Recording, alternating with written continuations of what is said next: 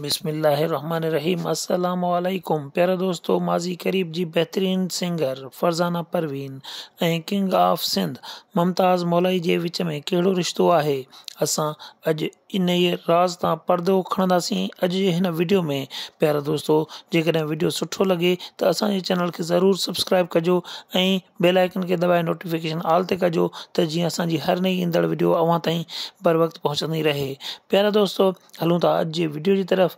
जी हाँ दोस्तों, माज़ी करीब में फरज़ाना परवीन जेका पंहिंजे आवाज़ ऐं अंदाज़ सां पूरे सिंध में इज़त माणी ऐं उन खां पोइ कंहिं इंस्पेक्टर सां शादी करे पंहिंजी अज़दवा जी ज़िंदगी गुज़ारण में मशगूल थी वई। हाँ, फरज़ाना परवीन ऐं मुमताज़ मौलाई जे विच में कहिड़ो रिश्तो आहे, यकीनन इहो असांजा घटि दोस्त ॼाणंदा हूंदा।